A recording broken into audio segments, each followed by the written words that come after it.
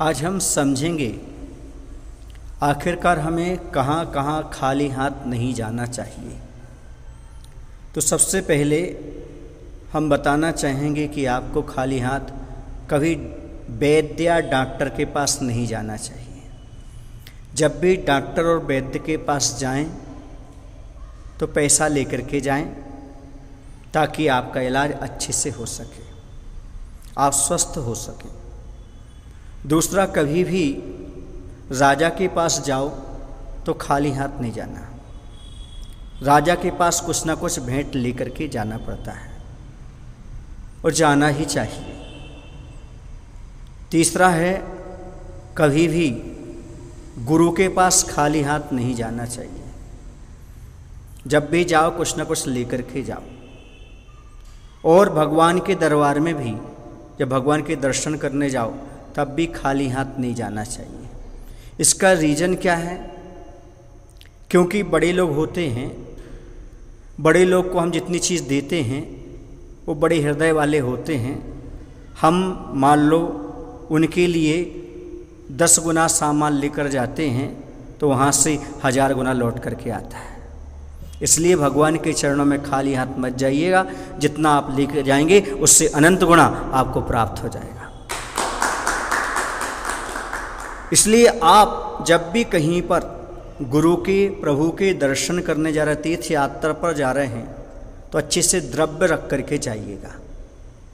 कुछ लोग तो ऐसे होते हैं जिन्हें हमने शिक्षा दी है, बताई है, वो अपने जीभ में लौंग, बादाम, इलायची डाल करके चलते हैं। कहीं रास्ते में जा रहे हैं, किसी साधु के दर्शन हो गए, कोई मंदिर मिल गया तो उसमें खाली हाथ नहीं जाएंगे। 3 बादाम ही सही, लेकिन चढ़ा करके भगवान के गुरु के दर्शन करेंगे। लौंग रख करके चले, लौंग चढ़ा दी। द्रव्य रख करके चढ़े, चढ़ा दी। कभी भी खाली हाथ नहीं जाना चाहिए। वो आपका एक मुट्ठी द्रव्य पता नहीं आपके लिए कितने भाव तक भोगोपभोग की सामग्री दिलाएगा, आपके लिए कितना सुख हो जाएगा, इसकी आप कल्पना नहीं कर सकते। वो मात्र 2 मुट्ठी चावल नहीं है, मात्र 3 बादाम नहीं है, बल्कि भाव भाव की भोगोपभोग की आपकी व्यवस्था है, ये मान के चलिए। जैसे आप कहीं भी जाते हो तो पेट पूजा के लिए कुछ ना कुछ भोजन पानी रख कर जाते हो, वैसे देव पूजा के लिए कुछ ना कुछ द्रव्य लेकर के अवश्य जाना चाहिए।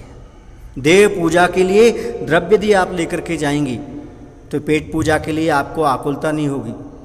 जो पेट पूजा के लिए सामग्री लेके जा रहे हैं, वैसे यदि आप देव पूजन के लिए सामग्री लेके जाएंगे, आपके बीच में यदि आपत्ति आ जाएगी तो वो दूर हो जाएगी, क्योंकि आपके पास भगवान की पूजन की द्रव्य है। अगली बात यह है, यदि आप पूजन की द्रव्य लेकर के जाते हैं तो आपके भाव उस समय ये द्रव्य लेकर के जा रहे हैं, मतलब हम कहीं दर्शन करेंगे, हम कहीं पूजन करेंगे, ये भाव हैं। इस भाव के साथ यदि बीच में घटना घट गई, मरण भी हो गया, तो सदगति के पात्र बनोगे आप, पक्का है। क्योंकि आचार्य समंतभद्र महाराज ने बताया कि वह एक मेंढक था राजगिरी नगरी में, जो विपुलाचल पर्वत पर भगवान महावीर का समोषण आया था। वो मुख में एक फूल की पंखुड़ी रख करके, दबा करके और फुदक फुदक करके चल रहा था। उसका उद्देश्य था भगवान के चरणों में चढ़ाएंगे, पूजन करेंगे। लेकिन बीच में ही राजा सैनिक के हाथी के पैर के नीचे आ गया, वह दब करके मर गया। और उसके पूजन के भाव थे, राजा सैनिक तो नहीं पहुंच पाए, उसके पहले वह जाकर के वहाँ पर समोषण में एक सुंदर देव के रूप में उपस्थित हो गया। यह है पूजन की द्रव्य साथ में ले जाने का भाव। इसलिए आप भी यदि चाहते हैं कि हम पूजन की द्रव्य लेकर के जाएं तो जाना चाहिए, क्योंकि इसके माध्यम से यदि बीच में कुछ हो जाता है, उस मेंढक जैसे सदगति की प्राप्ति हो जाती है। तो कभी भी खाली हाथ नहीं जाएं। अगली बात है, जब कभी आप तीर्थ यात्रा पर जा रहे हैं, कहीं दूसरे शहर जा रहे हैं, तो आप अपने साथ धोती दुपट्टा लेकर अवश्य जाएं। धोती दुपट्टा लेकर के जाएंगे तो यदि मुनिराज हैं तो आहार दान देने का सौभाग्य मिल जाएगा।